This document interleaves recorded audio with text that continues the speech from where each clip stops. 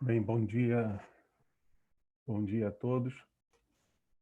Boa tarde para quem está nos ouvindo desde de Portugal. Creio que já me escutam.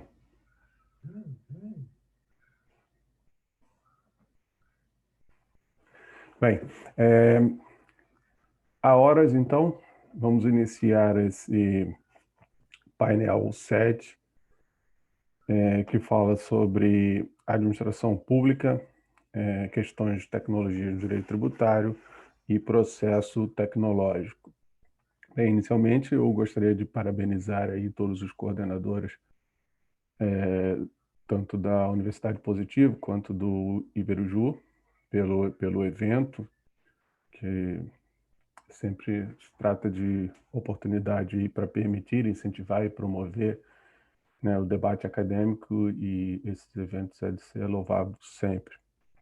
Por isso, parabenizo, estendo também os parabéns a toda a organização do evento, todo o pessoal que está aí no backstage, que tanto ajuda a gente na moderação.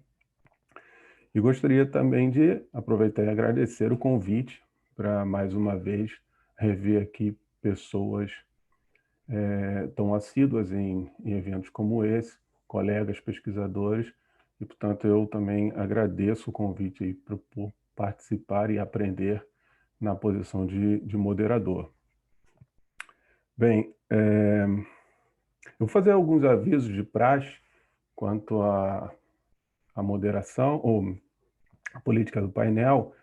Bem, vão ser destinados 10 minutos para cada comunicação. Em caso de coautor, esses 10 minutos vão ser divididos em duas partes iguais, ou em quantos autores forem, mas eu vejo aqui que o máximo são 2.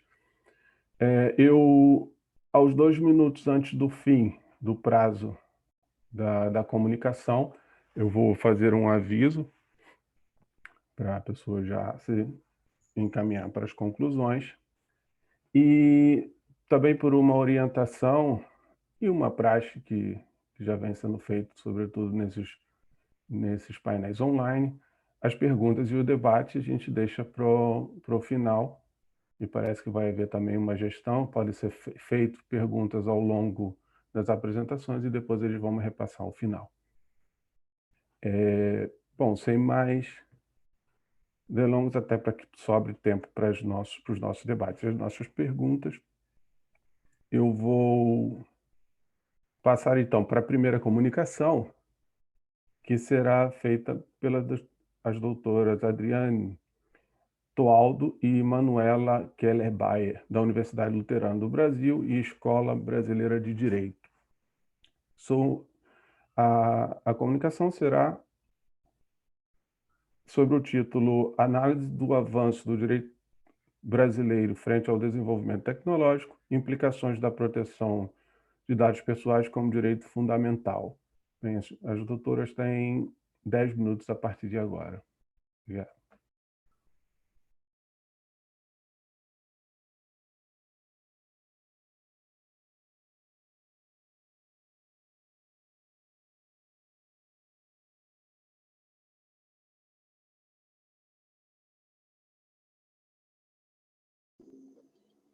Oi, boa tarde, tudo bem? Estão me ouvindo agora?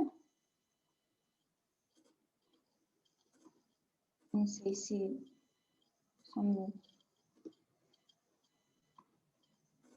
Eu gostaria de uma confirmação se estão me escutando, que eu não... Sim, tá. perfeitamente. Ok, obrigada. Boa tarde a todos, então, aos pesquisadores, aos organizadores e ao moderador do painel. O meu nome é Manuela Keller, a doutora Adriane não pôde comparecer por um outro compromisso, mas eu vou fazer a comunicação de hoje. Então, eu sou coordenadora de projetos de compliance, trabalho com LGPD, e a minha especialização é em direito público, por isso que nós chegamos a esse tema específico, que eu coloquei até ali no chat, que é a análise do avanço do direito brasileiro frente ao desenvolvimento tecnológico e implicações da proteção dos dados pessoais como direito fundamental. Esse artigo ele é mais uma conversa mesmo sobre essa análise, como se deu esse desenvolvimento especificamente aqui na realidade brasileira, e quais são as implicações de considerar os dados pessoais como direito fundamental aqui no Brasil. Esse nosso artigo ele foi desenvolvido ao longo de 5 tópicos, Ele analisa bases teóricas iniciais para posteriormente ingressar no estudo dos conflitos fático-normativos decorrentes do avanço do direito no que diz respeito ao tema da proteção de dados pessoais e a sua tutela como um direito fundamental autônomo. Ao final do nosso artigo, a gente verificou que o conceito dúplice dos direitos fundamentais, ele representa uma importante ferramenta de solução que pode, em alguma medida, minimizar esse descompasso existente entre o direito e a tecnologia. Conversar sobre esse tema já era importante, o avanço tecnológico já era uma realidade que necessitava de regulamentação. Mas o desenvolvimento tecnológico ele sempre pode ficar mais rápido e a pandemia veio para mostrar isso. Em que pese as questões negativas que todos nós sabemos, inclusive muitos vivenciamos na pele, nossas famílias, né? Por outro lado, ela acelerou mudanças que já iriam acontecer. Com relação a muitas cidades brasileiras, inclusive eu moro numa cidade muito pequena aqui, e a pandemia acelerou essa questão do trabalho remoto e demais questões, não só isso, né? Ela acelerou muitas questões e as relações passaram a ser eminentemente via internet, mais ainda do que já eram. Então, é importante demais todos os temas apresentados sobre isso até então. Então, entendendo as bases teóricas, nós partimos desse ponto, né? Em teoria da Constituição, um dos conteúdos abordados na disciplina, ele centra-se nos métodos de interpretação, e que apresenta uma questão relevante nessa análise inicial do tema que nós trouxemos. Nós sabemos que, com o advento do neoconstitucionalismo, a interpretação constitucional ela foi modificada. O Estado, outrora Estado legal de direito, passou a ser um Estado constitucional de direito. E, nesse sentido, toda a leitura jurídica e os casos concretos, e a sua consequente aplicação, a modificação e evolução normativa, passou a considerar esses preceitos constitucionais. Desse modo, os métodos clássicos de interpretação, apresentados por Savigny, que a gente estuda em teoria da Constituição, eles abriram espaço aos novos métodos, aos métodos da nova hermenêutica constitucional, projetando a Constituição como um conjunto de normas que precisa evoluir juntamente com a sociedade. E um dos métodos que merece destaque é o hermenêutico concretizador, preconizado por Conrad Hesse, pelo qual o papel do intérprete do direito, o intérprete da Constituição, é um papel construtivo e ativo num processo hermenêutico, extraindo esses elementos da realidade social para concretizar o melhor sentido da norma. E com base no que as teorias ensinam, sobretudo pela ótica do método que destaquei antes, evidencia-se que o efetivo avanço do direito ele deve considerar o desenvolvimento tecnológico, porquanto este desenvolvimento ele representa uma realidade de evolução social cada vez mais ampla e com poder de influência nas relações intersubjetivas, conformadoras da sociedade contemporânea nesse sentido. Essa questão tecnológica, todos sabemos, trouxe pautas complexas à interpretação constitucional e legal, de modo que as respostas elas dependem diretamente dessa evolução compassada do direito com a tecnologia. A necessidade inerente da evolução do direito frente a essas mudanças tecnológicas, ela urge, no nosso artigo nós trouxemos isso, que as constituições sejam normativas, porque essa classificação, ela indica que as constituições normativas são as que efetivamente conseguem regular a vida política do Estado por estarem em plena consonância com a realidade social. Então, analisando o contexto brasileiro e voltando-se à Constituição da República Federativa do Brasil, ela é compreendida como normativa. No entanto, o processo de modificação do nosso texto constitucional ele é rígido. Exige-se um processo diferenciado para que essa evolução se concretize.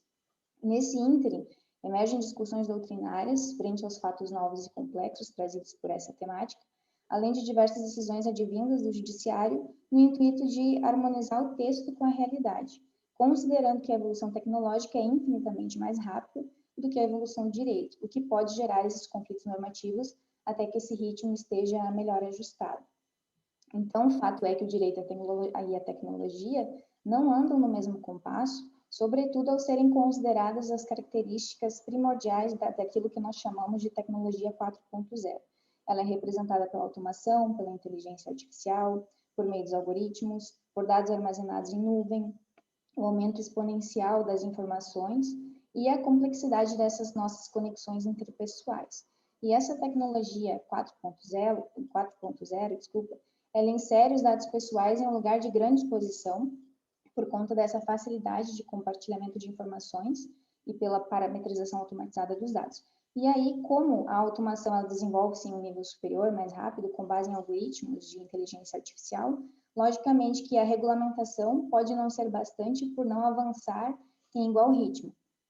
Nesse contexto, então, é indubitável a existência de conflitos normativos até que o direito consiga abarcar certas questões novas trazidas pela atualidade e pela intensidade desse desenvolvimento tecnológico. Então, é importante avançar normativamente, falamos no artigo, sob pena de ficar à mercê de uma autorregulamentação tecnológica que nem sempre poderá estar em conformidade com os preceitos constitucionais e com as urgências reais de proteção de direitos. Então, falando então desse conflito informacional que nós trouxemos, a necessidade de regulamentação, especificamente da questão da LGPD. Deixa eu só pular aqui uma parte, senão eu vou falar muitas coisas. O que a Lei Geral de Proteção de Dados aqui do Brasil ela demonstrou é que, embora o ritmo da tecnologia do direito não seja o mesmo, evidentemente, este tem buscado evoluir a partir das exigências tecnológicas que impactam a sociedade. Mas essa evolução, e a nossa análise entra nesse ponto, que ela diz respeito não só à criação de normas infraconstitucionais, regulamentadoras, tal como a LGPD, mas essa evolução diz respeito também à interpretação, que compreende a necessidade de ampliação do rol de direitos fundamentais na tentativa de abarcar uma maior proteção a essas relações sociais, informacionais e jurídicas que foram ressignificadas pela tecnologia, com uma resposta primordial e não meramente residual, porque como o compasso é diferente, a resposta acaba por vezes sendo residual e tardia. Aí é que entra a análise jurisprudencial, que nós tratamos também no nosso artigo, que apesar de a LGPD não colocar a proteção de dados pessoais como um direito fundamental expresso, a doutrina e a jurisprudência pátria aqui do Brasil assim vem reconhecendo. Nós trouxemos um exemplo em maio de 2020, no julgamento histórico do plenário lá do STF sobre a medida cautelar nas ações diretas de inconstitucionalidade, depois eu posso colocar quais são essas ADIs, que suspendeu a aplicação da medida provisória 954 de 2018. Nessa decisão, tornou-se expressa a tutela dos dados pessoais como um direito fundamental autônomo. E, não obstante os avanços normativos advindos dessas decisões, proferidas pelo Judiciário nas questões complexas que envolvem os direitos fundamentais, essas devem ser asseguradas, no caso dos direitos fundamentais, eles devem ser assegurados na maior medida possível, visto que são, como sabemos, eixos centrais do Estado Democrático de Direito. E com base nessa premissa, reconhecer a proteção de dados pessoais como um direito fundamental é de extrema relevância, principalmente porque a proteção específica deles no ordenamento brasileiro ainda possui normativas fragmentarizadas e infraconstitucionais. No nosso artigo, nós detalhamos quais são essas normativas infraconstitucionais que nós temos, por isso falamos que são fragmentarizadas e infraconstitucionais. E nesse contexto, há uma proposta de emenda constitucional, é a PEC 17 de 2019, que está tramitando na Câmara dos Deputados desde 2020, desde março de 2020, e ela está agora sujeita à apreciação do plenário. A ementa dessa PEC dispõe o seguinte: altera a Constituição Federal para incluir a proteção de dados pessoais entre os direitos e garantias fundamentais e para fixar a competência privativa da União para legislar sobre proteção e tratamento de dados. Então, o que a gente quis salientar é que, embora a proteção dos dados pessoais esteja ligada ao direito à privacidade, ambos são direitos, porque a proteção dos dados ela advém de um contexto tecnológico que apresenta novas circunstâncias referentes à vida privada, destacando um direito novo que é ligado ao uso de dados e às informações pessoais, abrindo essa interpretação jurídica para a privacidade informacional, que é também chamada de direito de autodeterminação informacional. Esse direito ele impõe uma sistemática de segurança protetiva e ativa, e assim revela-se coerente esse reconhecimento constitucional e o robustecimento desse direito como direito fundamental expresso aqui no Brasil. Porque no direito comparado, há muitos países que já reconhecem a proteção dos dados como um direito fundamental. Nós falamos isso no tópico 5 do artigo. Inclusive, a GDPR da Europa tem ali no seu primeiro artigo a proteção de dados como um direito fundamental. E o avanço do direito é inegável, porque ao reconhecer a proteção dos dados como um direito fundamental, se assim for reconhecido expressamente na Constituição, vai indicar a compatibilidade com as demais normas internacionais, com os demais países, que assim já compreendem e reconhecem. Então, desculpa, eu passei um pouquinho do tempo, só vou concluir que reconhecer a proteção dos dados pessoais como direito fundamental é importante não só para fortalecer a jurisprudência pátria ou validar a sua tutela a nível constitucional, evitando essa fragmentariedade, mas também porque, enquanto um direito fundamental, ela possui natureza dúplice, é simultaneamente regra e princípio. Esse é o conceito trazido por Alexis, e isto é, essa natureza garante uma maior proteção aos direitos fundamentais envolvidos em conflitos pela possibilidade de serem solucionados tanto pela subsunção do fato à norma, quanto pela técnica da ponderação.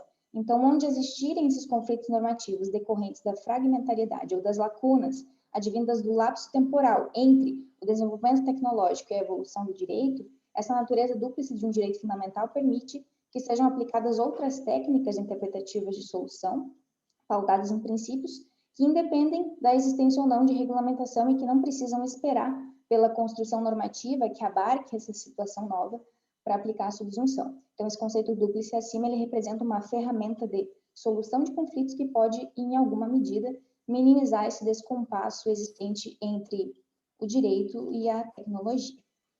Desculpe se falei muito rápido, estava passando do tempo, obrigada. Não, foi... Apenas extrapolou um minutinho, mas é um minuto de tolerância. E é um tema realmente muito interessante. Eu, inclusive, tive o prazer de fazer um parecer sobre a PEC pelo Instituto dos Advogados Brasileiros.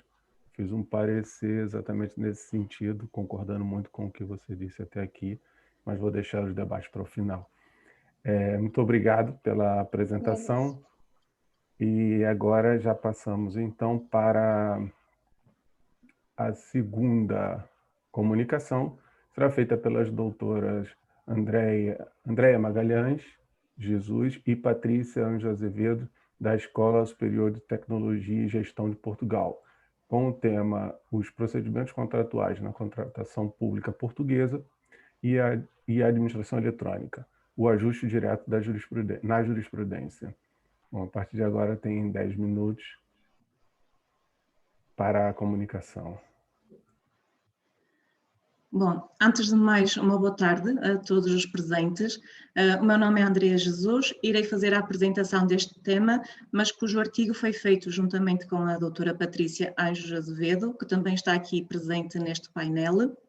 E, portanto, o tema que decidimos abordar foi o ajuste direto na jurisprudência portuguesa, que é um dos procedimentos contratuais na nossa contratação pública. Portanto, no âmbito da contratação pública, deverão ser criadas sempre oportunidades iguais de contratar entre pessoas coletivas públicas ou privadas, de forma a garantir a persecução do princípio da concorrência, entre elas, que é o princípio basilar, digamos assim, da contratação pública. A par também desse princípio, temos, por exemplo, os princípios da legalidade, da imparcialidade, da igualdade, da transparência também, que iremos falar nele, que vão impor à administração pública a escolha do ajuste direto, mas unicamente nos casos em que não fiquem dúvidas na aplicação dos critérios que são definidos por lei, que também iremos falar nos critérios que são em função do valor do contrato ou então em relação aos critérios materiais. Portanto, o artigo 16, número 1 do Código dos Contratos Públicos refere que as entidades adjudicantes devem adotar um dos tipos procedimentais que estão lá elencados. São eles o ajuste direto, objeto desta apresentação, temos também a consulta prévia, o concurso público, o concurso limitado por prévia qualificação, o procedimento de negociação, o diálogo concorrencial e a parceria para a inovação. Isto para a formação de contratos cujo objeto tenha ou esteja, ou seja, suscetível de estar submetido à concorrência de mercado. Isto, obviamente, por ser necessário salvaguardar o princípio da concorrência. O ajuste direto é um procedimento em que a entidade adjudicante vai convidar diretamente uma entidade à sua escolha para apresentar uma proposta. Trata-se, por isso, de um procedimento fechado, em que apenas pode apresentar as propostas quem tenha sido convidado pela entidade adjudicante. Portanto, o procedimento de ajuste direto só se vai mostrar legitimado quando a entidade adjudicante demonstre que só naquele caso, em concreto, só aquele prestador de serviços é que está técnica ou artisticamente habilitado ou que detém certos direitos exclusivos, objeto de proteção, por exemplo, para executar aquele serviço pretendido. Importa ainda referir a importância de uma boa aplicação dos pressupostos que a lei define para o recurso ao ajuste direto, mesmo nos casos em que se tratem de situações urgentes. Ou seja, não é só por estarmos perante uma situação urgente que vai ser legitimado que se recorra ao ajuste direto. É necessário que se verifiquem certos requisitos, que irei já mencionar quais são, e não só por ser uma situação urgente. Isto porque, se não forem verificados todos os requisitos cumulativos, a contratação será ilegal por não ter fundamento para recorrer ao ajuste direto. Portanto, como estava a referir, existem 2 critérios de aplicação do ajuste direto. São eles, em primeiro lugar, em função do valor dos contratos, e neste caso também varia dependendo do tipo de contrato. Por exemplo, para empreitadas de obras públicas, pode-se aplicar o ajuste direto para contratos de valor inferior a 30.000 euros, para aquisição ou locação de bens móveis ou aquisição de serviços para contratos de valor inferior a 20.000 euros, ou para qualquer outro tipo de contrato de valor inferior a 50.000 euros. Tudo isto está no Código dos Contratos Públicos, nos artigos 17, 22 e 21, e 19 também. Os critérios materiais vêm-nos dizer que, independentemente do valor do contrato, desde que o órgão competente para a decisão de contratar venha fundamentar de forma clara e objetiva que aquela situação em concreto reúne todos os pressupostos para a sua aplicação, pode-se aplicar e recorrer ao ajuste direto. O ajuste direto traduz-se assim numa exceção no direito da contratação pública, por se tratar de um impacto na restrição do princípio da concorrência. E, obviamente, por estarem aqui em causa dinheiros públicos, que é dinheiro de todos nós, e como tal deve haver uma ponderação em como e quem irá gastar, ou com quem é que se vai gastar esse dinheiro. A verdade é que sabemos que o ajuste direto favorece, de certa forma, possibilita situações de corrupção ou de práticas inadequadas. Óbvio que não significa que isso aconteça, mas significa que este procedimento está mais sujeito a essa possibilidade. No entanto, sabemos também que com esta possibilidade do ajuste direto, ou seja, de contratar diretamente certo fornecedor, é muito comum que as entidades adjudicantes já possuam certos fornecedores com quem já costumam trabalhar. E, portanto, sempre que necessitam, vão recorrer a elas. Aqui, sem uma ideia de conflito de interesses ou tudo mais. Mas muitas vezes é aquele conforto que dá à entidade adjudicante em recorrer àquele fornecedor, por exemplo, porque há décadas que já fornece para aquela escola ou para aquele município. No entanto, só para termos noção da complexidade desta matéria, cá em Portugal, o Governo decidiu criar juízos especializados em contratação pública dentro dos próprios tribunais administrativos. Isto porque os juízes de primeira instância, eles tratam de inúmeras matérias, não só a ver com a contratação pública, e por esse motivo eles criaram os juízos especializados. No nosso artigo, nós demos a título exemplificativo um caso que se passou no município da Póvoa do Varzim, em que o referido município celebrou um contrato de prestação de serviços de elaboração de um projeto de arquitetura. Era o chamado Fórum Cultural Essa de Queiroz. Portanto, neste caso, o contrato foi celebrado diretamente, através do ajuste direto, com a empresa Álvaro Cisa, Arquitetos S.A., por um preço contratual de 550.000 euros acrescido de IVA. Ou seja, só aqui pelo valor verificamos logo que teremos que ter em atenção os critérios materiais e não em função do valor. Portanto, para fundamento desse recurso ao ajuste direto, o município veio alegar o artigo 24, número 1, a linha E, ponto 1, que refere que o procedimento de ajuste direto pode ser utilizado para contratos cujo objetivo do concurso é a criação ou a aquisição de uma obra de arte. No entanto, no entender do município, a elaboração do projeto de arquitetura, o tal Fórum Cultural Essa de Queiroz, apenas poderia ser confiada ao arquiteto Cisa Vieira por estar em causa a concessão de uma obra de arte. Portanto, era este o fundamento do município que tinha que contratar aquele arquiteto para fazer aquela obra de arte. Neste caso, o tribunal que apreciou entendeu que a elaboração de projetos de arquitetura devem seguir o regime geral do concurso público ou do concurso limitado por prévia qualificação, porque aí poderão concorrer todos os que manifestam interesse para tal, desde que tenham as qualificações necessárias, obviamente, por exemplo, a formação em arquitetura, não sendo considerado que o exercício da atividade de arquitetura esteja incluída na elaboração de obras de arte. Portanto, não foi justificável que contratar determinado aquele arquiteto em questão fosse o fundamento para o recurso ao ajuste direto, porque entendia-se que existem no mercado muitos arquitetos devidamente qualificados para exercerem essa função. Sendo considerado, neste caso, que está aqui violado o princípio da concorrência e também violados os princípios da igualdade de tratamento dos operadores económicos e da não discriminação dos mesmos.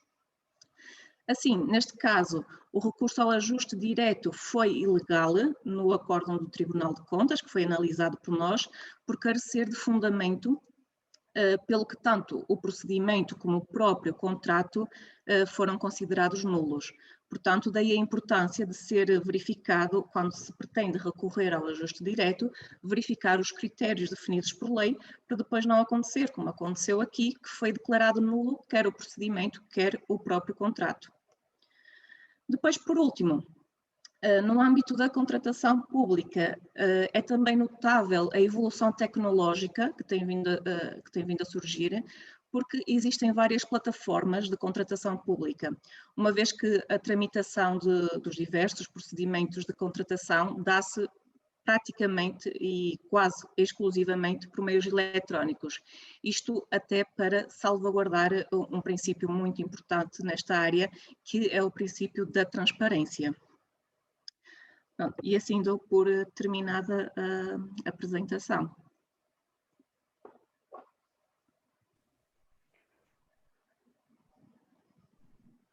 Muito obrigado pela apresentação e, sobretudo, pela pontualidade nos 10 minutos cravados. É um tema que eu suponho que bem discutido aí em Portugal e, sobretudo, por essa utilização. Eu fiquei na dúvida se essa utilização pela questão da comunidade, da comodidade usar o ajuste direto para aqueles fornecedores mais habituais, se de fato ele é utilizado para isso, se é utilizado de uma forma totalmente errada. Não sei como é que é visto pela jurisprudência, né? Tem que, mesmo havendo esse conforto, digamos assim, em recorrer a certos fornecedores, tem sempre que cumprir os requisitos que estão na lei. De certa forma, na prática, é cumprir ou em função do valor ou em função dos requisitos materiais, mas aí terão que justificar sempre o porquê daqueles fornecedores que escolheram. E normalmente as justificativas são aceitas? Na média? Depende, porque, por exemplo, neste caso que analisamos, não foi aceito o justificativo dado pelo município. Não foi aceito simplesmente, já tinham feito o contrato e tudo mais, e foi tudo declarado nulo. Portanto, aí tem que ser, se não estiver dentro dos valores definidos no primeiro critério, se formos para a parte do critério material, vai ter que ser muito bem fundamentado para não ser declarado nulo, como foi o caso que trouxemos. Bom, desconfiava que isso seria o caminho mais utilizado para desvirtuar o Instituto. Mas eu já adiantei aqui algo que não deveria ter feito, que vamos deixar a discussão para o final. Mas muito interessante o tema, os parabéns. Obrigada. Passando já de imediato, então, para a próxima comunicante, a doutora Arie Ferneda, da Universidade Federal de Santa Catarina, que nos vai falar sobre o uso inovador da tecnologia no mercado financeiro e o Pacing Problem Sandbox como uma solução regulatória. 10 minutos a partir de agora. Muito obrigado. Muito obrigada, professor. Inicialmente, gostaria de agradecer à organização do evento pela oportunidade, cumprimentar também os professores aqui presentes e aos colegas e parabenizar também pelas apresentações, né, pela submissão dos trabalhos. Bom, como o professor pontuou, meu trabalho, intitulado O Uso Inovador da Tecnologia no Mercado Financeiro e o Pacing Problem, Sandbox como solução regulatória, né? Inicio, então, já com essa pergunta. E o objetivo do meu estudo, né, do meu artigo, foi estudar os problemas de descompasso regulatório, né, ou o Pacing Problem, e bem como também o sandbox enquanto uma possível solução para mitigar, então, esse problema. Então, para isso, eu dividi o meu artigo em 2 tópicos principais. Inicialmente, eu trato do uso inovador da tecnologia no mercado financeiro e o Pacing Problem, e após, eu trago, então, o sandbox enquanto uma alternativa regulatória dessa inovação no mercado financeiro. Em relação ao primeiro ponto, a respeito do Pacing Problem, especificamente, eu estudo, então, né, trabalho no sentido de que a atividade que passa a ser, então, desempenhada de uma forma distinta, né, em razão, principalmente, de um processo inovador, corre o risco, então, de ser submetida a normas regulatórias incompatíveis, né, ultrapassadas, e também consideradas como obsoletas. E aí, com isso, surgem, então, questões regulatórias que necessitam, então, de uma atenção especial, por assim dizer, né? Que é, no caso, a desconexão regulatória. E para fins da minha pesquisa, eu dei enfoque, então, ao Pacing Problem ou descompasso regulatório.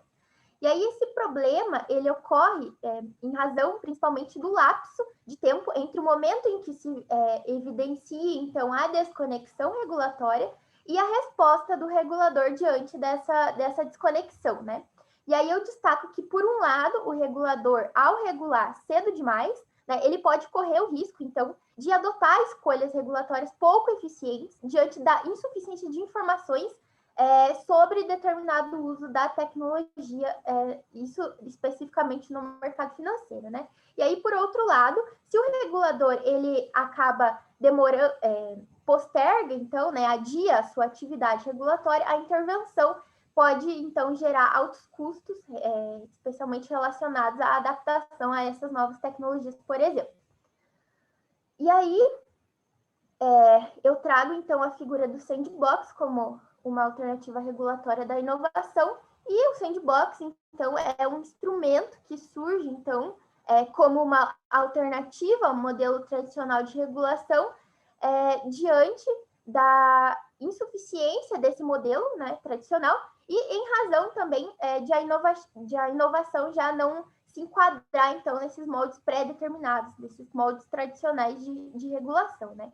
Então, esse instituto, essa figura do sandbox pode ser definida, né, como uma ferramenta regulatória através da qual existe uma autorização, o agente regulador ele confere, então, uma autorização temporária que as empresas que fazem uso inovador de tecnologia, que é conferida, então, né, para que essas empresas elas prestem serviços ou ofereçam produtos com descontos regulatórios em relação à regulamentação vigente, né? Desde que as suas atividades, então, elas estejam dentro dos limites pré-estabelecidos pelo regulador em edital próprio, né? Como vem ocorrendo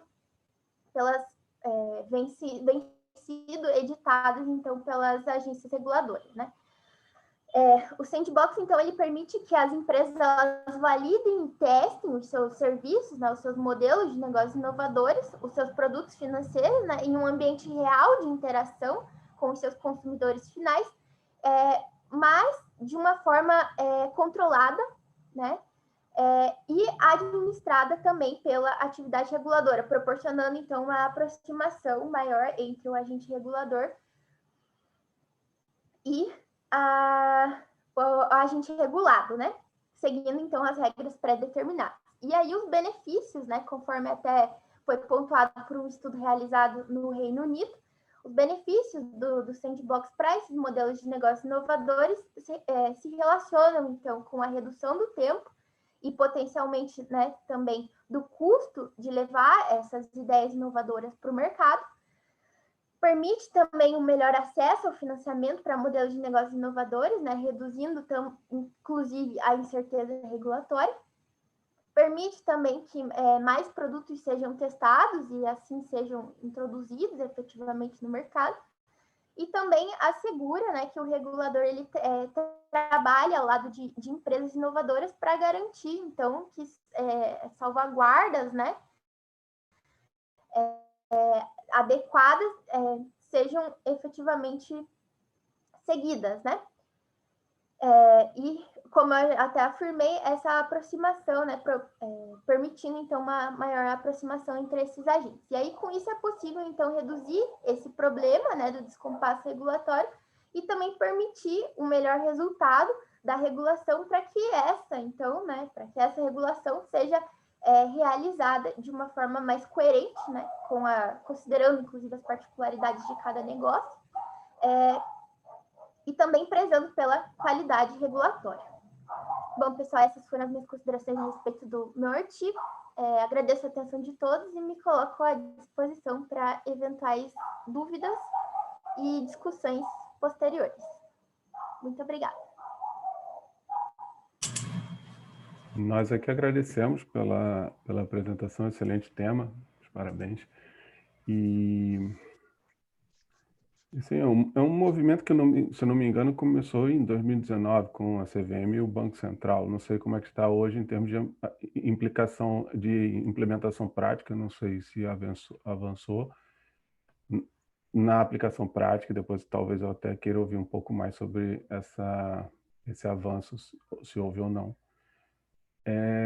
para o final. Mas obrigado pela apresentação. E agora, seguindo, então, os trabalhos, vou passar para a próxima comunicação, que será feita pela doutora Débora Vieira e o doutor Fabrício Bonvecchio, da PUC do Rio Grande do Sul e da PUC Buenos Aires, Pontífica Universidade Católica de Buenos Aires, com o tema Economia Digital, Tributação e a OCDE. Os senhores têm 10 minutos a partir de agora. Obrigado. Obrigado, boa tarde para todo mundo. Agradeço a oportunidade mais uma vez. Cumprimento os organizadores do congresso. Meu nome é Fabrício Bonvecchio, como já foi dito, né? Esse trabalho foi realizado junto com a pesquisadora Débora Vieira. Chama-se Economia Digital, Tributação e a OCDE. O comércio atualmente tem tomado características cada vez mais voltadas à realidade digital. No entanto, o sistema tributário global ainda está voltado para as necessidades de uma economia tradicional de lojas físicas e estabelecimentos locais. Essa falta de consenso internacional sobre a tributação digital acaba por criar diversas incertezas, principalmente no que tange a matéria fiscal. As empresas ainda tendem a ser tributadas onde tem uma presença física e não virtual, e a tributação continua a ser construída em linhas tradicionais de produtos e serviços. A economia digital também aumenta os desafios de atribuir e transferir custos e retornos ao longo do ciclo de vida de desenvolvimento, aprimoramento, manutenção, proteção e exploração definidos pela OECD, da propriedade intelectual e de outros ativos intangíveis. Embora haja dificuldades em garantir um consenso internacional sobre a tributação digital, isso não significa que a questão possa ser ignorada. Não só os estados individuais estão tomando as questões com suas próprias mãos, mas as questões fiscais que envolvem a economia digital estão sendo levadas a reformas mais amplas.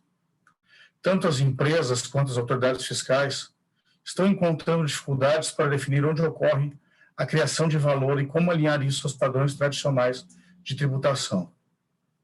Muitas autoridades fiscais acreditam que estão perdendo quantias significativas de impostos de empresas digitais que operam em suas jurisdições, mas não têm a presença física e, portanto, o status de estabelecimento permanente, de acordo com as regras que vigem hoje.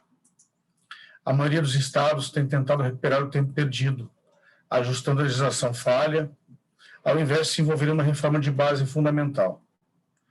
Aparentemente, a tendência é a de que haja um afastamento de uma presença física como característica definidora de um nexo tributável em direção a uma presença econômica que poderia ser virtual. É o caso de diversas plataformas digitais atuando em numerosos países, mas sem que as receitas auferidas desses negócios sejam consideradas somente.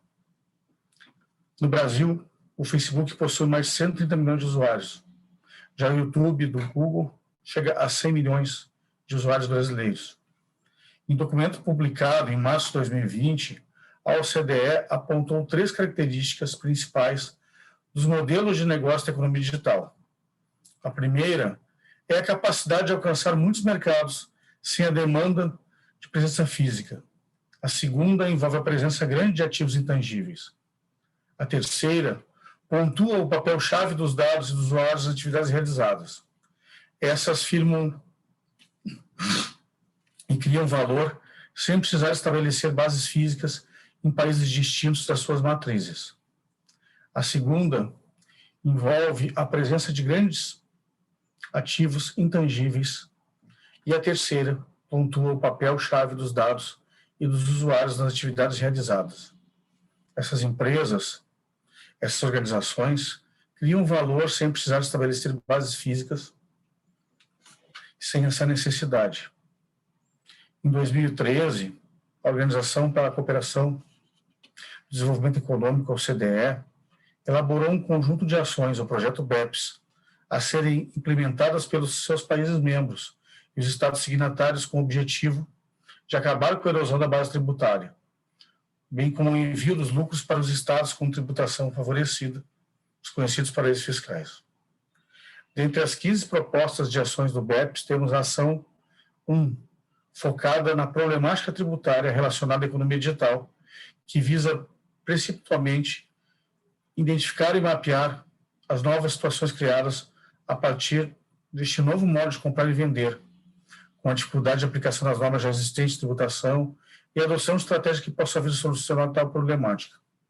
Com isso, novas regras de tributação de renda foram concebidas para regulamentar essa inédita forma de negócio, que em muitos casos sequer se instalam fisicamente nos estados fronteiriços, por exemplo, já que na maioria das vezes apenas explora o mercado local por meio do comércio eletrônico, se observar a repartição das receitas tributárias entre os países. Atualmente surgiu uma forte crítica à concorrência fiscal prejudicial dos estados, acelerada pela forte transformação digital, que acaba por afetar as empresas físicas e tradicionais, tornando-as obsoletas e caras para os consumidores, já que as novas organizações comerciais muitas das vezes não sofrem incidências de tributos devido à falta de conexão com as regras internacionais, dificultando o rendimento fiscal com base na fonte ou residência da organização. Isso porque os estados possuem soberania para tributar todas as atividades econômicas que possuem vínculo com seu território. Normalmente, há uma combinação de elementos de conexão para definir o poder de tributar, aplicando critérios de territorialidade, inclusive aos seus residentes, e abstendo-se de tributar a renda oferecida no exterior. Somente após a revolução digital e o surgimento da internet é que a troca dos bens fronteiriços ganhou uma relevância, nascendo a obrigatoriedade de limitar a competência tributária dos países envolvidos para que a dupla tributação de renda não se tornasse um empecilho ao desenvolvimento do comércio internacional.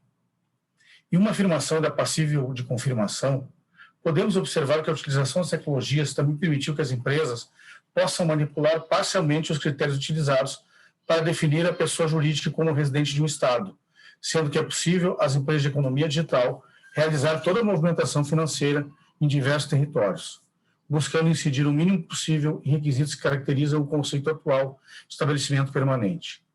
Por esses motivos é que precisamos analisar as regras da tributação de renda no âmbito internacional, visto que a utilização dos dados fornecidos pelos processos de compra não guarda a verdadeira relação com a definição dos elementos de conexão que permitem a tributação correta do comércio digital. Um novo cenário deveria permitir a taxação por país onde os negócios são feitos e nos quais os consumidores estão localizados, como, por exemplo, compradores do Mercado Livre ou usuários do Uber no Brasil. Essa, na realidade, é uma explanação simples, né, do artigo. Eu espero que vocês leiam depois o artigo completo, mas que trata dessa problemática que tem tomado um corpo cada vez maior, haja vista a quantidade de empresas com essas características que vem surgindo, principalmente após o começo da pandemia. Estou à disposição para qualquer pergunta que queiram fazer.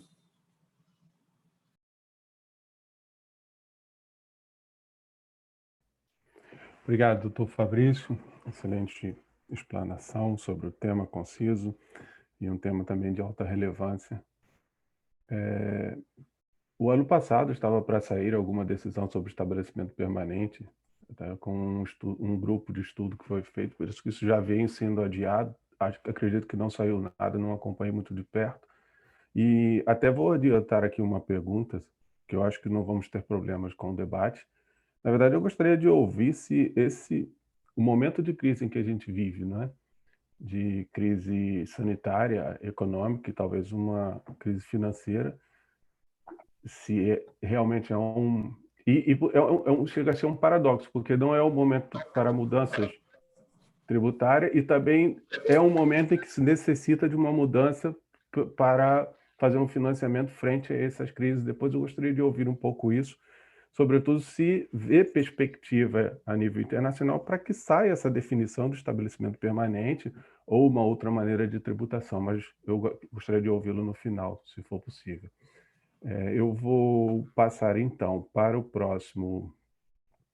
próxima comunicação, que será feita pelo doutor, deixa eu ver se eu estou na ordem certa, sim, pelo doutor Euclides Nascimento Antunes Júnior, da Universidade Positivo, com o tema A América do Sul e o Imposto sobre Grandes Fortunas. Tem 10 minutos a partir de agora. Obrigado. Eu que agradeço. Inicialmente, eu quero cumprimentar a todos os presentes neste 4º Encontro Ibero-Americano. Quero cumprimentar a administração pela realização deste evento e cumprimento o moderador do painel, professor Eduardo Amorim. Obrigado pelo espaço. Meu nome é Euclides Nascimento. Eu sou mestrando pela Universidade Positivo, aqui de Curitiba, e quero trazer um tema para discussão que versa a respeito dos impostos sobre grandes fortunas na América do Sul. Falar sobre imposto de grande fortuna no Brasil, fala-se sobre patrimônio. E para tratar de patrimônio, eu preciso falar antes sobre desigualdade social. Desigualdade social na América do Sul. Trago alguns números para reflexão e depois a gente conclui a respeito da importância do tributo. No final do ano de 2020, 45 milhões de pessoas que não eram pobres, no final da pandemia, com o advento da pandemia, desculpem, hoje são pobres. 45 milhões de novos pobres na América do Sul. 2,7 milhões de empresas formais encerraram suas atividades até o final do ano passado na América do Sul. 2,7 milhões de empresas. De acordo com um levantamento do BID, até o final do ano passado, um levantamento ainda provisório, 9,1% do produto interno bruto da América do Sul será reduzido em razão da pandemia. Esses números têm impacto com relação à pandemia do Covid-19 que ainda estamos atravessando. Mas é importante mencionarmos que a pandemia não trouxe a desigualdade social, ela está agravando a questão da desigualdade social. Precisamos enfrentar a desigualdade social. Uma forma de enfrentar a desigualdade social é através da justiça fiscal. A justiça fiscal é um dos grandes problemas que precisamos enfrentar, porque vai bater a concentração, tende a enfrentar a concentração de renda da América do Sul, que utiliza um sistema tributário com maior peso sobre consumo. E a questão do consumo, quem é mais utilizado pelas pessoas mais pobres, deixando de lado a questão do patrimônio. A grosso modo, existem na questão tributária dois sistemas tributários, sistema tributário regressivo e progressivo. No regressivo, o foco dos tributos indiretos, o foco está nos tributos indiretos, ou seja, no consumo, o que afeta diretamente as famílias mais pobres. Quando todos pagam a mesma coisa, quem tem menos dinheiro acaba pagando mais. Por exemplo, vamos pegar o exemplo de uma família, de uma pessoa que ganha um salário mínimo, e ela vai comprar no supermercado um bem qualquer, um saco de arroz, por exemplo. A proporção de tributos que ela vai pagar sobre a aquisição deste saco de arroz, ela é infinitamente maior do que um milionário que também vai pagar o saco de arroz, o tributo pelo saco de arroz. Os dois vão pagar o mesmo imposto, um milionário e um que ganha um salário mínimo. É assim que se tributa no processo regressivo, que é a maior incidência de tributação na América do Sul. De outro lado, temos o processo progressivo, que é baseado na tributação da renda. Quem tem mais dinheiro paga mais imposto. Por exemplo, o imposto de renda. O imposto de renda que nós temos nos países da América do Sul, também temos no Brasil. Detalhe que, apesar de haver esse tributo na América do Sul, ele é menosprezado em relação ao sistema regressivo. Apenas um exemplo. A arrecadação de imposto de renda nos países da OCDE, ele alcança, em média, 8,5% dos PIBs daqueles países. São 37 países que integram a OCDE. Em regra, o imposto de renda lá representa 8,5% do PIB. Aqui no Brasil, o mesmo imposto representa, em média, 2,4%. 8,5% de um lado contra 2,4% aqui no Brasil. A alíquota máxima do imposto praticada nos países da OCDE, a alíquota máxima do imposto de renda, nos países da OCDE é de 43,5%, enquanto que no Brasil, a nossa alíquota máxima de imposto de renda é 27,5%. É a metade. Isso demonstra a dissonância do sistema e a opção que os países da América do Sul têm pelo sistema progressivo. Um grande problema, um grande exemplo dessa deficiência do sistema progressivo na tributação do patrimônio, apenas um exemplo, está na questão do IPVA, que é o Imposto sobre a Propriedade. Imposto sobre a Propriedade de veículos automotores aqui do Brasil. Todos que possuem veículo pagam imposto sobre a propriedade. Ok, até aí temos que representa um imposto progressivo. O detalhe é que, se você tem um carro popular, você paga imposto sobre esse veículo. Mas se você tem uma embarcação ou um avião, você não paga esse imposto. E quem possui embarcações, aviões, com valores, às vezes, milionários, são as pessoas ricas. Essa dissonância na aplicação, na tributação do patrimônio em relação ao consumo é um grande problema que precisa ser enfrentado pelas economias modernas da América do Sul através. Uma das soluções seria através do imposto sobre grandes fortunas. A título de exemplo, vamos citar alguns países que adotam o imposto e o resultado que eles obtêm para a gente entender se teríamos resultado no Brasil. A Suíça, ela aplica esse tributo e arrecada em torno de 1,2% do seu PIB. A França tem o chamado imposto solidário sobre a fortuna, e a arrecadação obtida com esse imposto é de 0,25% do PIB. A Noruega tem, desde 1960, um tributo parecido com o imposto sobre grandes fortunas, cuja arrecadação representa 0,4% do PIB. Na Espanha, 0,5%. Na Suíça, desculpa, a Suíça já foi citada. Agora, para a nossa realidade, aqui nos países da América do Sul. Esse é um tema que veio bastante em voga com a pandemia, porque os países, principalmente os países subdesenvolvidos, países da América do Sul, precisam de arrecadação, precisam de renda para enfrentar a crise e a crise econômica que está chegando junto com a pandemia. Por exemplo, países que aplicam imposto sobre grande fortuna na América do Sul. A Argentina aprovou em dezembro passado um imposto chamado aporte solidário e extraordinário para minimizar os efeitos da pandemia. A Argentina aprovou este imposto, que é um imposto extraordinário, aplicado apenas uma vez, será de contribuição única, com tarifas, alíquotas, na verdade, que vão de 2% a 3,5% para pessoas físicas que residem no país. Inclusive, os bens podem estar no exterior, desde que ela reside na Argentina, vai pagar entre 2% a 3,5%. Diferente do imposto no Brasil, o imposto da Argentina, neste caso, terá uma destinação própria para combater a pandemia. No Brasil, os impostos não têm destinação direta, os impostos vão para um fundo comum que é aplicado de acordo com as necessidades públicas. E ainda de acordo com a Câmara dos Deputados da Argentina, esse imposto vai alcançar, em regra, mais ou menos, 9.200 pessoas. E estima-se arrecadar 4 milhões de dólares, algo em torno de 1% do PIB. A Colômbia tem esse tributo desde 2002, depois foi reformulado em 2014, e a arrecadação está em torno de 0,65% do PIB.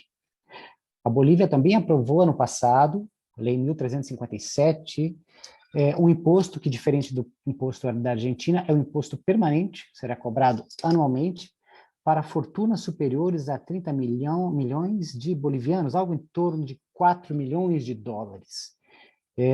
Detalhe curioso com relação ao tributo da Bolívia é que deve alcançar apenas 150 cidadãos de lá. A situação do Brasil, para a gente encerrar e refletirmos a respeito. O imposto sobre grandes fortunas está previsto no artigo 153 da Constituição. Mais de 32 anos de previsão no texto constitucional e até hoje não foi instituído, apesar de previsto. Exige lei complementar para sua aprovação, que torna muito mais dificultoso, exige 2/3 dos deputados, 340 deputados.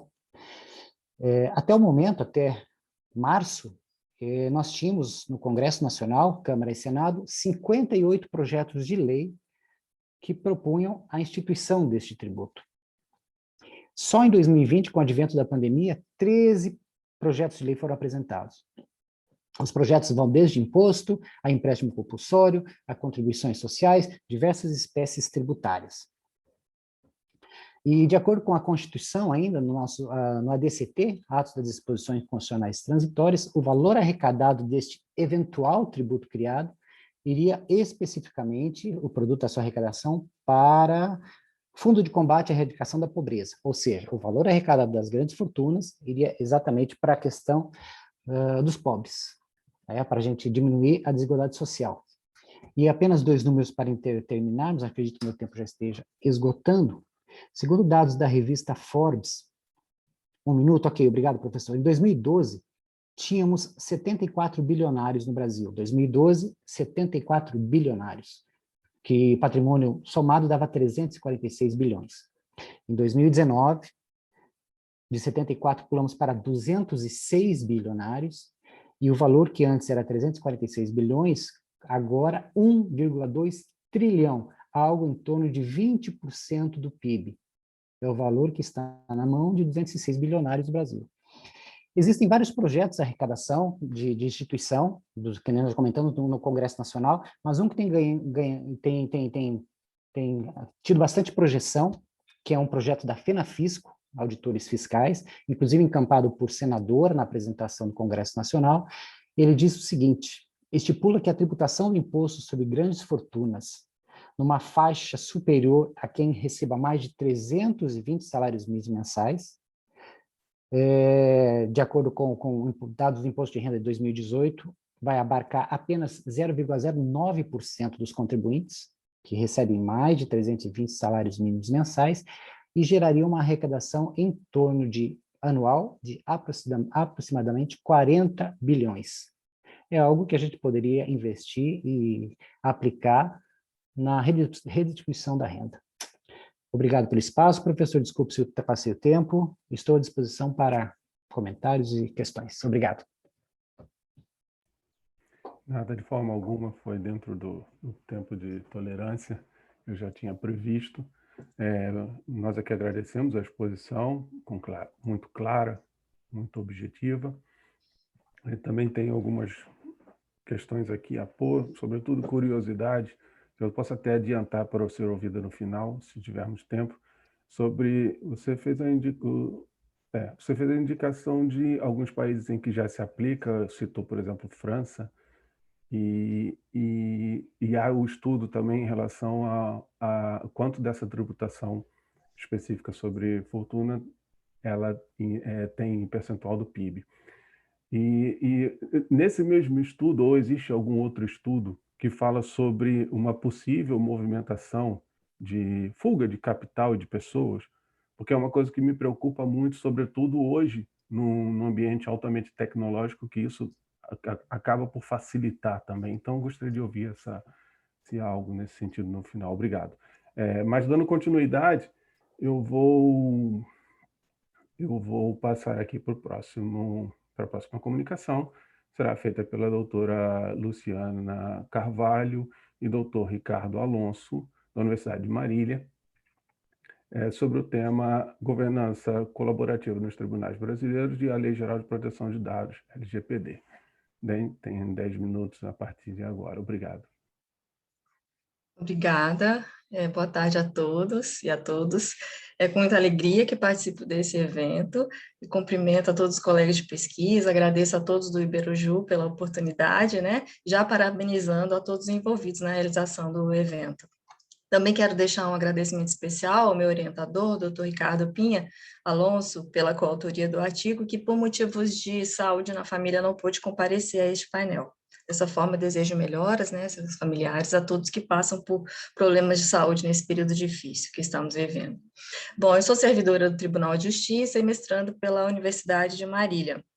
E o trabalho que eu pretendo apresentar, em coautoria com o meu orientador, o professor Ricardo, me despertou curiosidade, tendo em vista esse é um tema ainda novo para mim, né? E assim eu vou tentar abordar de forma concisa a governança colaborativa adotada pelo Judiciário brasileiro, tanto para a gestão das TICs, tecnologias, né, de informação e comunicação, e também na utilização dessa governança para adequação às novas diretrizes da LGPD.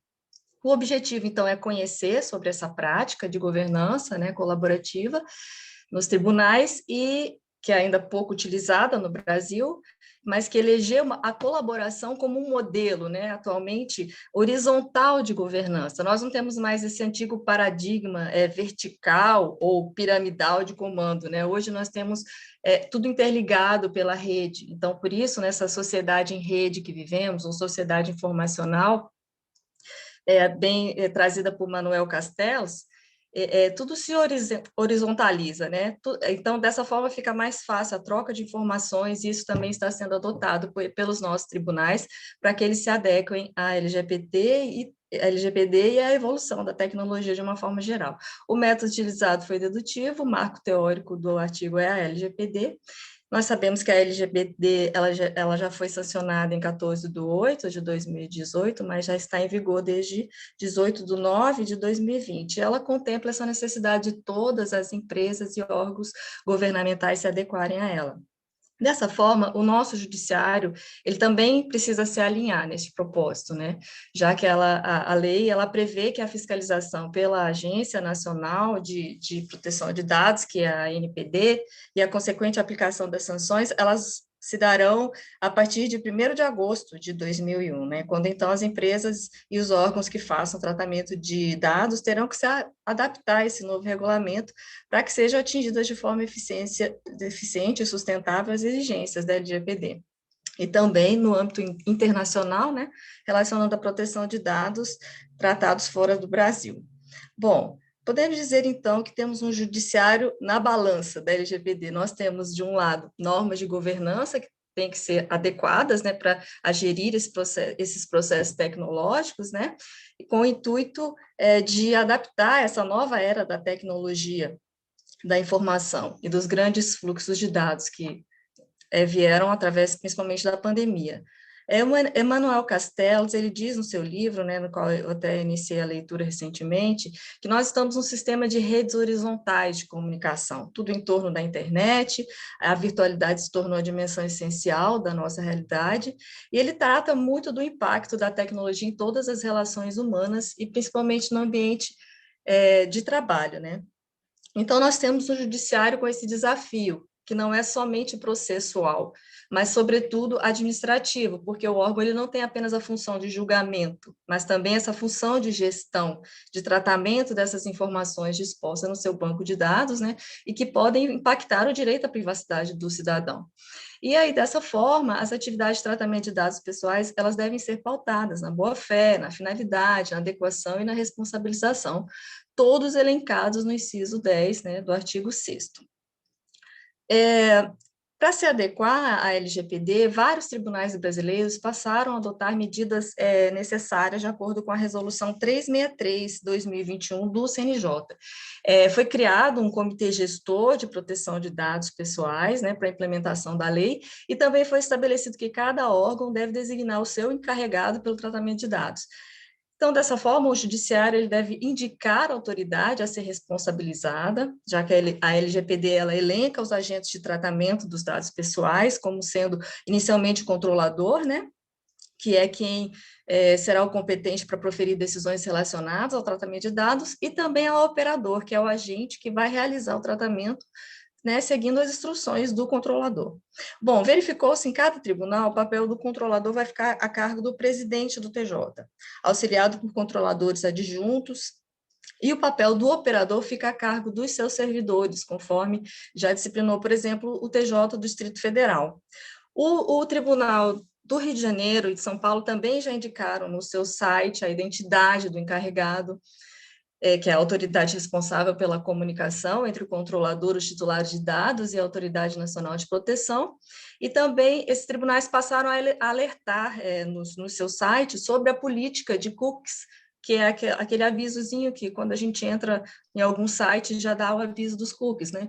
E também expuseram diretrizes institucionais de proteção de dados, e bem como os membros do comitê gestor. O TRF da primeira região também já publicou um fluxograma de conformidade LGPD, mas o TJ de MT foi que me chamou mais atenção e que me incentivou a falar sobre o tema.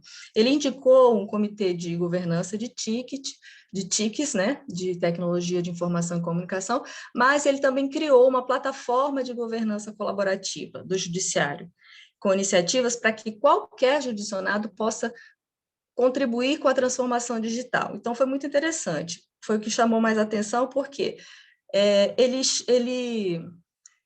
criou, né, esse comitê. Por quê? Porque a governança colaborativa, ela se apresenta como uma forma em que o Estado não mais se sobrepõe sobre as pessoas, sobre os autores, sobre os parceiros, mas ela se coloca no mesmo nível, numa estrutura de diálogo e numa construção de decisão conjunta, não somente entre os órgãos, mas também dá oportunidade ao cidadão, né, para também se inserir nesse processo.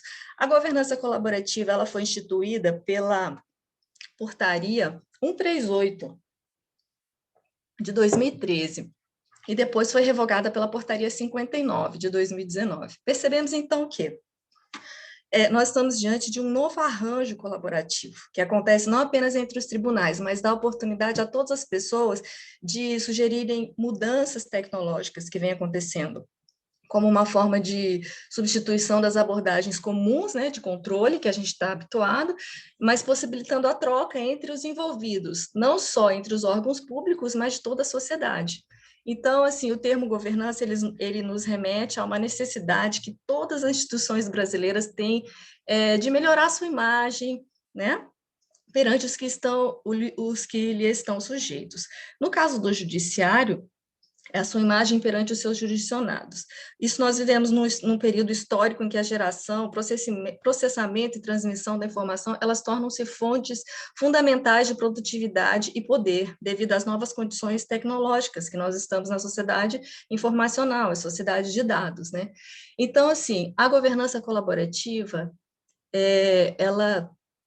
nela, os atores públicos e privados, eles trabalham coletivamente no estabelecimento de regras e metas para melhor coordenar, regular e dirigir a coisa pública. Ela também tem atuado, né, nos tribunais na dimensão de controle de riscos, de gerenciamento dos ataques cibernéticos, que estão cada vez mais constantes. Nós tivemos recentemente, no ano passado, ataques no STJ, né, em 2020, no TJ do Rio de Janeiro, no TJ de Sergipe, em 2016. Então, para que o ecossistema digital dos tribunais seja reforçado, evitando possíveis ataques, foi instituído um comitê de segurança cibernética do judiciário, né, sendo criados de forma colaborativa também, que todos também opinam, e foram criados vários grupos para estudos de temas que envolvem a proteção desses dados, né? E, como resultado desses estudos, foram aprovadas resoluções que tratam do protocolo de gerenciamento de crises, prevenção a acidentes cibernéticos e as investigações para tais ilícitos no âmbito do judiciário. Bom, vale lembrar, então, que a LGPD ela contempla duas proteções. De um lado, os direitos fundamentais e, de outro, essa governança da segurança das informações de dados, né? Assim, nós temos nos tribunais uma governança colaborativa de TIC, né? E, dessa forma, foi instituído pelo CNJ um guia estratégico, né, de TICs, e criada a Estratégia Nacional de Tecnologia da Informação e Comunicação do Poder Judiciário. Bom, assim vai ser possível um aumento da satisfação dos usuários do sistema judiciário, promovendo a transformação digital e um modelo nacional de interoperabilidade, como a prática de governança pautada na colaboração de seus membros. Então, a título de considerações, nós verificamos que o judiciário ele está nessa corrida contra o tempo, né? Havendo uma necessidade muito grande de gerência dessas tecnologias de informação e de comunicação, e necessitando também ser estabelecidos as políticas de planejamento para a transformação digital e as estruturas organizacionais para que haja melhor suporte e atendimento a esses usuários. Então, tudo para garantir a segurança dos dados processuais, né, e pessoais, porque, afinal, nós temos hoje o PJI, né, e esse PJI ele veio para substituir as antigas pilhas amontoadas de processo que ocupavam prateleiras e hoje ocupam plataformas digitais. Então, é preciso lembrar, né, que não basta adequar os processos de governança corporativa, mas também precisamos também, além de adequar essas medidas, nós precisamos também de uma cultura, uma mudança de cultura na instituição. É uma visão de longo prazo, no entanto, não pode ser tão longo assim, tendo em vista o crescimento da tecnologia, né? Devendo ser consideradas políticas sociais e ambientais também do órgão, considerando principalmente uma visão de sustentabilidade, já que o nosso tema aqui no Congresso é a inovação tecnológica e o desenvolvimento sustentável. Então, dessa forma, para que o Judiciário possa fazer frente a todas essas recomendações contidas nas resoluções do CNJ e após a vigência da LGPD, para fazer frente à tecnologia que caminha a passos largos, é muito importante, então, a questão da colaboração para unir forças. Então, os instrumentos normativos, como foi dito, são as resoluções 363 de 2021 e a 59 do CNJ, e ao final nós percebemos também a necessidade de ampliação dessa rede, recomendando, assim, a título de sugestão, uma troca de informações ainda maiores entre esses comitês gestores, né, da referida lei de proteção, com a prática ainda mais evidente da governança colaborativa, para que possibilite que o judiciário como um todo se adeque a essas exigências, né, da LGPD em tempo hábil. Então, assim, o meu artigo foi esse, eu agradeço a atenção de todos e muito obrigada. Nós é que agradecemos, doutora Luciana, pela apresentação, um tema que ainda vem muita coisa pela frente. Não sei como é que está essa questão da competência, sobretudo para legislar a nível estadual e municipal. E na PEC até previa que ficasse como da União, então vem bastante coisa por aí e muitos desafios, um tema muito interessante e vejo como um grande desafio, sobretudo nessa nova vertente do judiciário, que no pós-pandemia não vejo um grande retrocesso. Acredito que muita coisa veio para ficar. Bem, mas dando continuidade, assim, chegamos à última apresentação, última comunicação, não menos importante, do doutor Rafael Batista, da Universidade Positivo, que nos vai falar sobre o tema Política Tributária Redistributiva e Desigualdade, impactos segundo o índice de Gini. Tem 10 minutos a partir de agora. Obrigado. Obrigado, professor Eduardo. Obrigado a toda a comissão organizadora, obrigado aos colegas. Muito feliz de estar aqui podendo apresentar o meu artigo.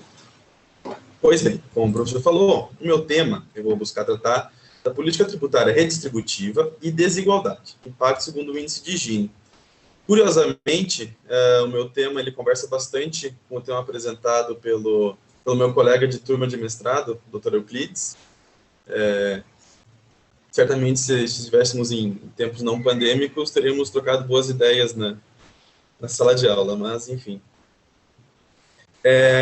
Primeiramente, a minha premissa teórica que eu vou me utilizar, eu vou trazer a análise econômica do direito ao direito tributário, de modo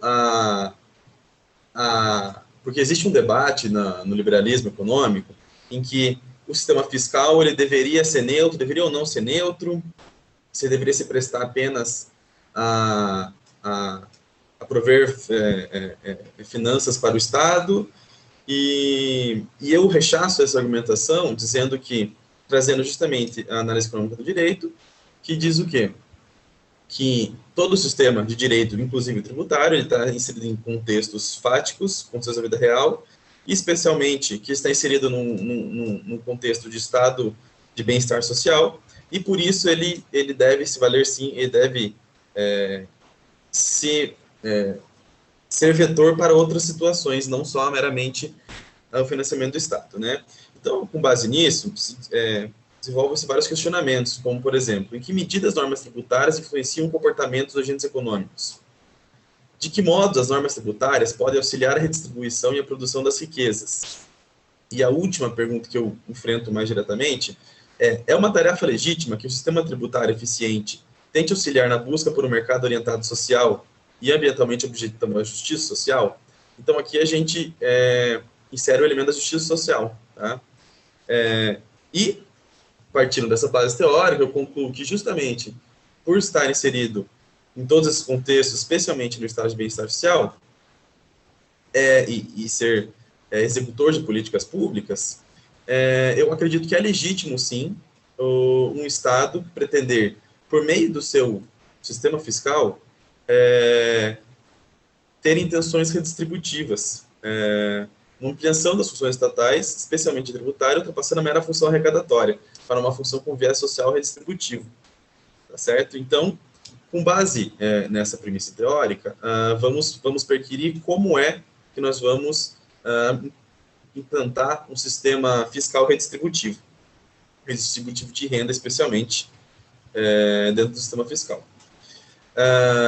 Com base nisso, existem várias situações, mas puxa-se principalmente do princípio da aplicação da justiça social, também no arcabouço tributário. Daí, existem várias e várias teorias, mas por recorte metodológico, eu vou me utilizar principalmente das aulas do professor Paulo Caliendo, que ele diz o seguinte, que a tributação deve responder a duas exigências fundamentais, a equidade vertical e a equidade horizontal. A equidade vertical diz respeito à repartição dos encargos entre pessoas de classes sociais distintas. E, por sua vez, a equidade horizontal diz a repartição dos encargos entre pessoas da mesma classe. Então, você está falando de uma redistribuição de renda, trazendo um elemento subjetivo, quando você separa as pessoas com base na sua classe social, que advém do elemento renda. Então, aí você coloca o elemento subjetivo da renda como uma diferenciação para aplicação da justiça social dentro do elemento do arcabouço fiscal. E sobre isso, né, aplica-se principalmente na questão da justiça fiscal o princípio da igualdade de sacrifícios, trazendo justamente a ideia que o Euclides também trouxe, que é o seguinte: todos devem ter um sacrifício proporcionalmente igual. Os ricos podem e devem pagar mais impostos do que os pobres, especialmente por força do efeito da menor utilidade marginal do excedente. Era essa a ideia que eu pretendia trazer, que o Euclides comentou, da utilidade marginal do excedente. Ou seja, quanto mais rico for o indivíduo, menor será o impacto da retirada da parcela de seus rendimentos e do efeito da maior utilidade do resíduo, que traduz o fato de que quanto mais rico for o indivíduo, maior será a quantidade que irá sobrar. E exatamente o oposto é no pobre, onde, se você tirar exatamente a mesma parcela do pobre, vai sobrar menos. Vai ter um excedente muito menor, que aí vai trazer um impacto muito maior para a vida, para a qualidade de vida dele, para o bem-estar dele. Estou me alongando um pouco, mas enfim. Daí, surgiu o princípio da capacidade, da capacidade contributiva, que ele justamente é uma tradução dessa ideia de justiça social e igualdade de sacrifícios, que as pessoas que estão na mesma condição devem satisfazer o mesmo imposto, justamente naquela ideia de equidade vertical e horizontal. Esse princípio da capacidade contributiva, ele é presente na maioria dos países, pelo menos ocidentais, e ele foi instituído primeiramente num texto constitucional, na Constituição Alemã de Weimar, de 1919, depois seguida pela Constituição do México, e por fim, hoje em dia, eu trago lá no meu artigo, vários textos constitucionais em que ele está presente, por exemplo, Suíça, Itália, Portugal, Bolívia, Chile, e assim por diante. Pois bem, diante de toda essa situação teórica, eu formulei a seguinte hipótese, que é o quê? Ao se observar o sistema fiscal e constatar que a carga tributária recai majoritariamente sobre a renda, ou seja, se aquele Estado, ele proporcionalmente pretende arrecadar mais sobre a renda do que sobre outros tipos tributários, é de se dizer que aquele é um sistema fiscal que possui elementos de redistribuição de renda, ou seja, a redistribuição de renda mediante tributação na medida da capacidade contributiva é um fim desejado por aquele sistema fiscal. Então, trazendo essa hipótese, eu precisava testar essa hipótese. E eu fui atrás para estabelecer como que eu posso, primeiro, achar e ranquear a divisão, a distribuição do sistema fiscal dos países. E, felizmente, eu achei um estudo da OCDE sobre isso, que eles fizeram em 2019, e eles basicamente ranquearam, trouxeram os 20 primeiros, mas eu trouxe no meu estudo os 10 primeiros. A posição no ranking dos estados que mais tributam a renda, lucro e ganho de capital. Ou seja, onde você insere o elemento subjetivo e da capacidade contributiva, onde tributa-se mais quem tem mais, né? E eu cruzei essa informação, aí eu precisava achar um índice, algum elemento objetivo para eu poder afirmar a respeito da desigualdade de renda e desigualdade social. E eu elegi, dentro de vários que existem, eu elegi o índice de Gini, que ele é bastante popular, ele é bastante usado, ele é utilizado inclusive pelo Banco Mundial nos seus estudos, onde ele ranqueia os países com menos desigualdade, ou seja, o primeiro país do índice de Gini é o menos desigual, e assim por diante.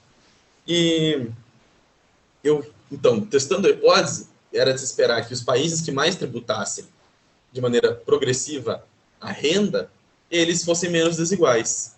Mas essa minha hipótese não foi confirmada. Deixa eu ver se eu consigo compartilhar com vocês um cruzamento que eu fiz.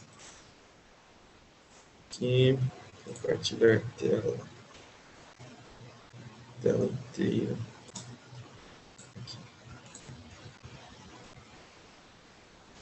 Não sei se vocês estão me vendo. Estão vendo a tela, desculpa? Sim? Sim, estamos. Obrigado.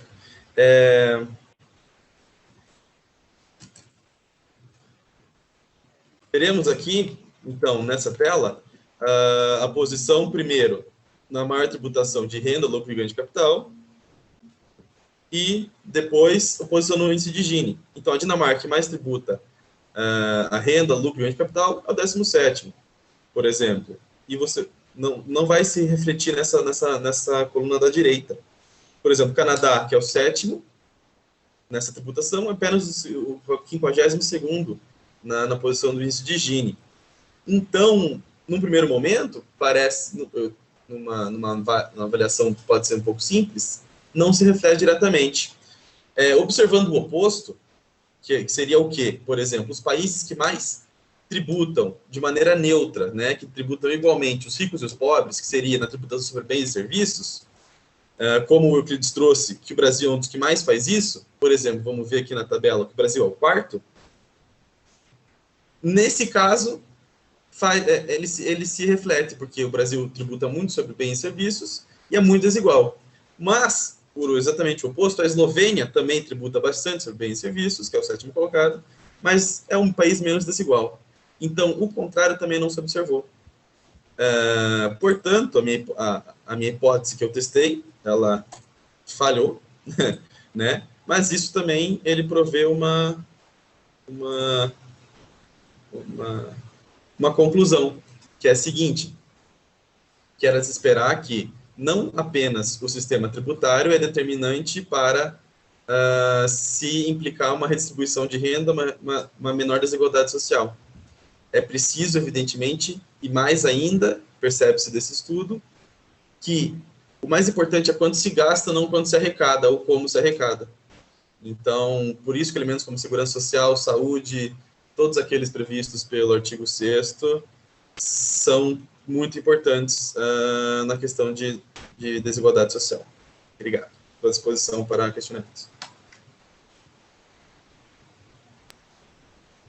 Nós aqui agradecemos o doutor Rafael Batista, um tema também muito interessante, e de fato ele vai se cruzar com o tema do Dr. Euclides. Eu só fiquei na dúvida se na sua pesquisa você considerou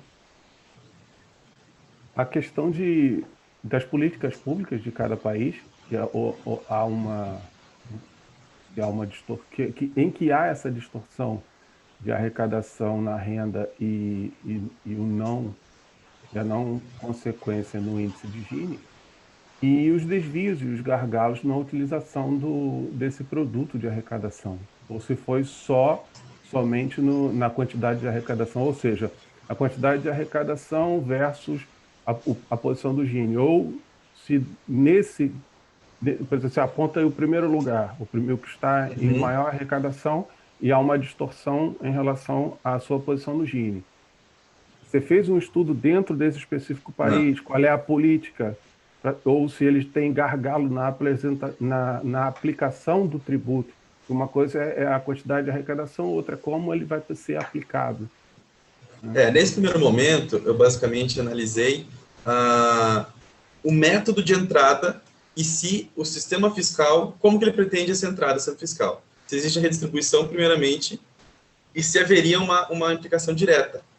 A conclusão foi que não existe. Então, a partir da falha nessa hipótese, eu pretendo justamente ampliar e analisar os casos e as principais distorções, como o doutor mencionou, que são elementos muito interessantes, que são questionamentos que surgem a partir disso.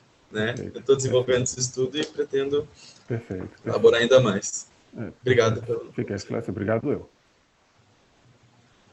Bem, ainda temos um tempo para as perguntas. Eu já fiz algumas, mas antes de falar, de eu dar a palavra às pessoas que eu fiz algum comentário e que instiguei alguma resposta, eu vou pela ordem aqui, porque nós tivemos uma pergunta, então pela ordem eu vou dar preferência à pergunta dos painelistas, e depois, se os painelistas quiserem falar sobre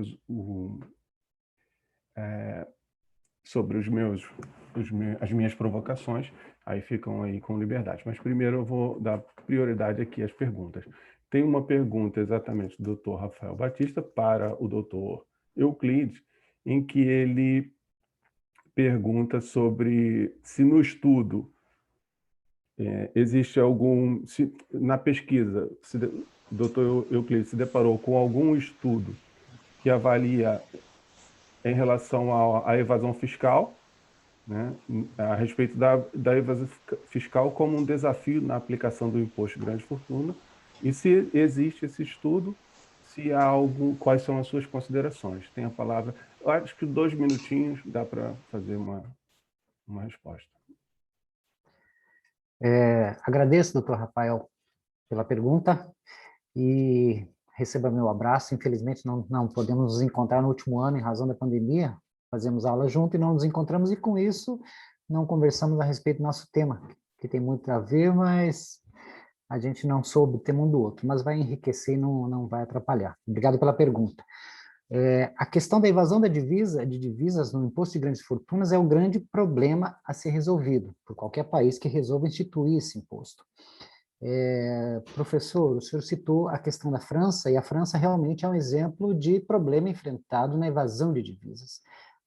Foi até noticiado aí na questão de celebridade do ator Gérard Depardieu, que tem uma riqueza grande, e quando da tributação da França, ele levou seu dinheiro para a Rússia, né? Entre outros milionários que tiraram de lá, levaram para a Bélgica, para outros paraísos fiscais. Enfim, a França teve que voltar atrás, reduziu a tributação, reduziu a alíquota e tal, mas de qualquer forma houve uma perda sim. Tá, 2 apontamentos que eu quero fazer. Primeiro, esse risco sempre vai ter. Sonegação fiscal é algo que envolve a nossa moralidade. Sempre que houver tributação, infelizmente vai ter sonegação. Então, nunca haverá um sistema perfeito em que será tributado e não vai ser sonegado. Tributou-se, vai se sonegar. Com relação aos projetos que correm no Brasil e as discussões a respeito disso, de evitar, na questão administrativa, cita-se a ideia e os dados que a Receita Federal tem sobre os nossos bens. A Receita Federal já tem um conjunto de dados de todos os nossos bens, em razão das declarações de imposto de renda que nós entregamos e prestamos, portanto, a Receita sabe dos bens que eu tenho, que todos nós temos. E, na hipótese de eu retirar os bens do país, os projetos dizem respeito que eu serei indagado pela Receita, qual é a razão, por quê, para onde vai. Se não tiver uma justificativa plausível, será tributado, questão administrativa. Mas existem projetos também no Congresso Nacional que pretendem alterar a Lei 887, que é a Lei de Crimes Tributários, inserindo o dispositivo que, na hipótese de você evadir bens e não justificar, você pode ser tributado com alíquotas muito mais altas que do próprio imposto, para evitar, ou para impedir, ou pelo menos para inibir que as pessoas retirem, né? São propostas que pretendem inibir, mas a gente nunca vai conseguir, né? E apenas para terminar, existe a proposta do francês economista, muito celebrado ultimamente, do Piketty, Thomas Piketty, que no livro de 2014, O Capital no Século XXI, ele trata sobre desigualdade e tal, e um dos temas que ele levanta, uma das bandeiras que ele levanta, é a tributação sobre grandes fortunas no mundo.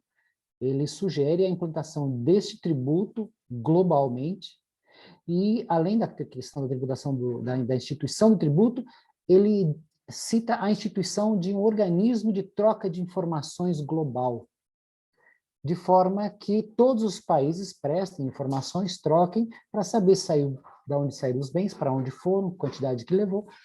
Uma utopia, mas de qualquer forma, difícil implementar, em razão dos paraísos fiscais, mas são as propostas que nós temos.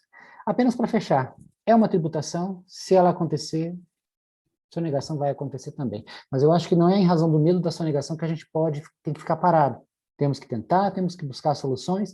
Se o problema da sonegação surgir, tem que se tributar, tem que se incriminar, tem que se ir atrás. Obrigado, professor. Rafael, um grande abraço. Eu pelo esclarecimento.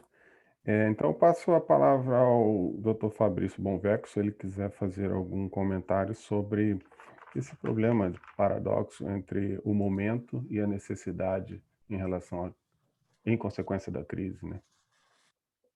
Tudo bem, professor.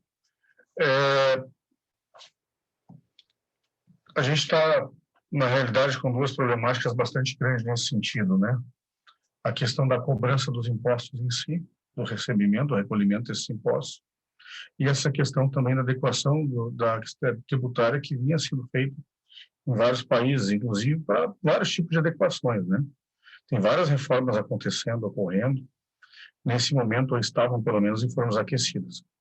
Mas eu concordo com relação ao que o senhor está colocando, que é um paradoxo, porque a pandemia acabou por acelerar e acaba por cristalizar certos processos que estavam acontecendo, ocorrendo no mundo inteiro, de informatização, de virtualização, processos que acabam por modificar o status atual dos estabelecimentos comerciais, o status atual das corporações.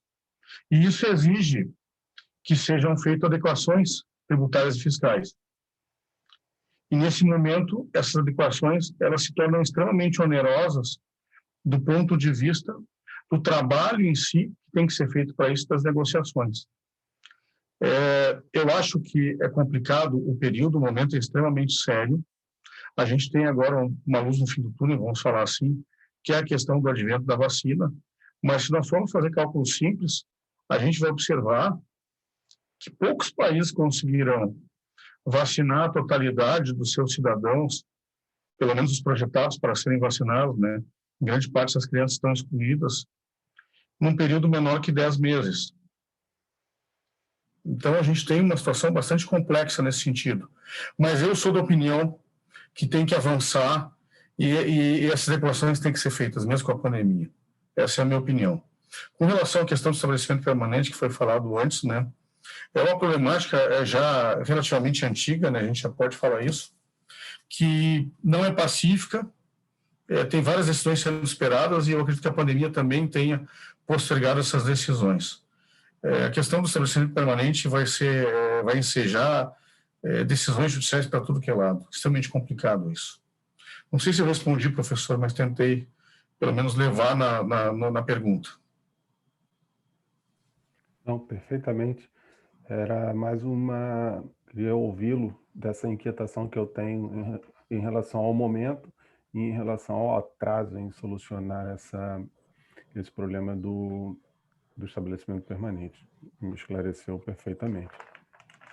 Bem, eu não sei se tem mais alguém que quer fazer alguma colocação, tanto de pergunta ou de resposta a alguma colocação que eu tenha feito previamente, mas pelo que eu apontei foram essas pessoas que eu dei a palavra, mas agora, se alguém quiser fazer alguma colocação, acho que ainda temos tempo, ou abrir algum debate, também acho que ainda temos algum tempo. Alguém gostaria de se manifestar?